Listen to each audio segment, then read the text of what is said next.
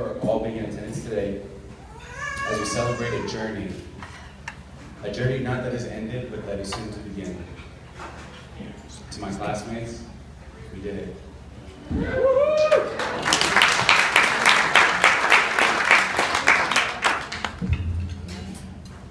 G.K. Chesterton once said, "What is education? Properly speaking, there is no such thing as education. Education is simply the soul of a society as it passes from one generation to the next." Well, that's why we're here tonight, to celebrate the passing to this new generation. Over 2 years ago, I had no idea where Fresno was. I thought I passed it on the way to San Francisco, but I wasn't sure. And I know I wasn't the only one. But regardless of this, many of us gathered in this city of Fresno at National University to be a part of something great, to be a part of history. Little did we know at that time that the challenging road ahead of us would soon be the path trailblazed for many cohorts to follow. Little did we know at that time how truly severe and challenging that road would be. And little did we know at that time that the end of that road would lead to a wonderful feeling of celebration and, more importantly, relief. Well, semi-relief. I don't really feel relieved until the words are done, right? Yeah. I can still remember sitting during the first few days of orientation and finding out that we had an anatomy exam scheduled just days later. The type A personalities freaked out, started getting impulsive, while the rest of us, myself included, thought, it's not too late to go home, right? What did I just get myself into? Little did I know that those challenges would get much, much, much, much harder. Many hours upon hours, day after day, were spent at locations spread all through Fresno.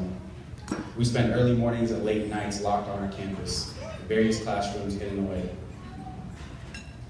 Weekends were spent in their entirety at Starbucks, at Panera Bread, at the Heart Hospital, at Sweet Tomatoes.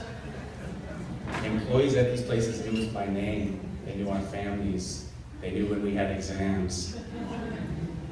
They felt so bad for us at the end of the night they would hand us bags of food that were going to get tossed out anyway. We were broke students, so we took them. Gil and I lived together up there for a year, and they would each give us a bag, so we had double the dose of everything. It was awesome.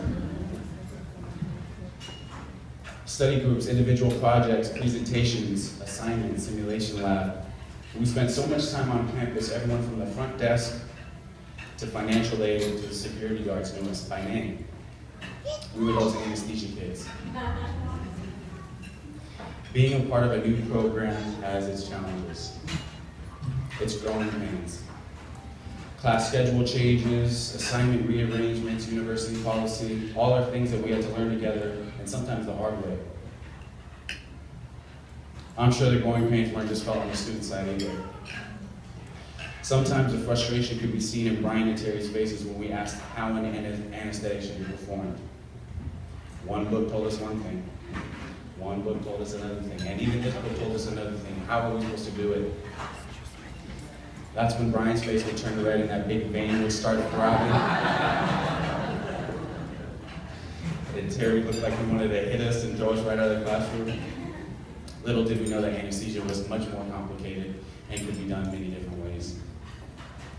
When we sit and speak amongst each other about our program, we have very vivid memories.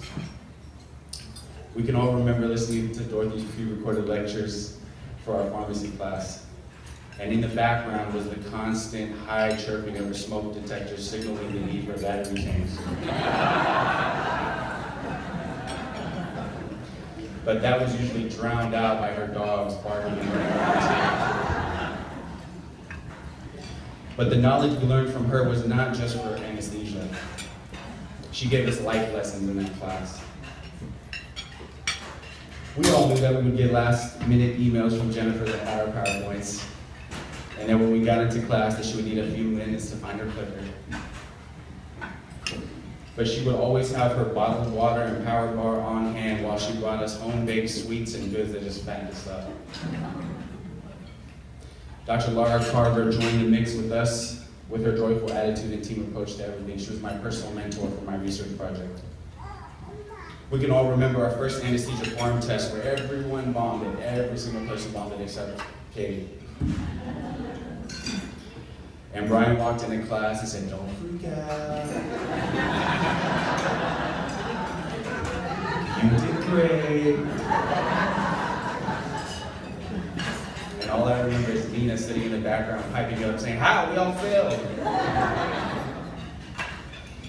And we can definitely remember when Terry first came in to teach a lecture. And we all felt like we needed an interpreter. And they countless times he tried to pull that projector screen down and it just never would come down. I still remember our very first simulation experience. But all I can actually remember from it is by the end of the scenario, Devin was doing chest compressions, I was pushing drugs, and I think Chris was trying to innovate because we killed our patient. But my goodness, how far we've come. It is in these moments that our class developed a character. Individually, we were all well-qualified critical care nurses, which with the desire to be something better and to be more. But collectively, we were a unit. We were a unit that wanted to set a precedence. We wanted to set a standard. Not only at National University as being one of the first programs of our kind, but for future cohorts, for future SRNAs that had the same passionate desire that we all have, for the community, in providing competent and excellent anesthesia providers that would be taking care of their family members one day.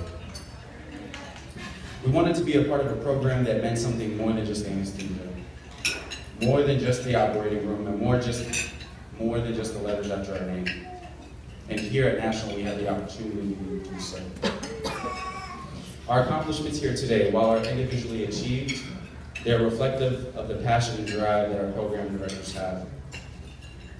They pass down the knowledge from one academic generation to now ours. Anyone that knows Brian or spent any time with him can attest to the fact that he's a very, very smart individual. He might have extreme severe ADD, but he's very intelligent. He's an innovative figure that pushes the limits to nearly everything he comes across, especially his students. The vision he had for this program and the execution of it helped us to get to this evening as I stand before you. The acquisition of Terry as our assistant director, in my opinion, was one of the best moves he's ever made. Terry's joyful attitude and pragmatic approach to teaching helped keep us afloat in the program, even when we doubted ourselves.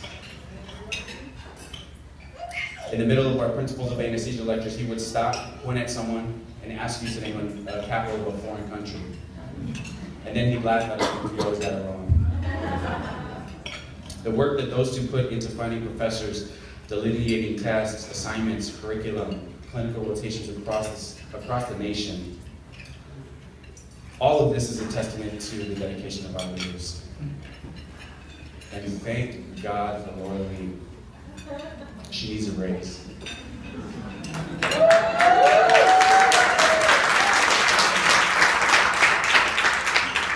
Without her holding all this program together in the many ways that it pulled her, I don't know if we have this special meeting tonight.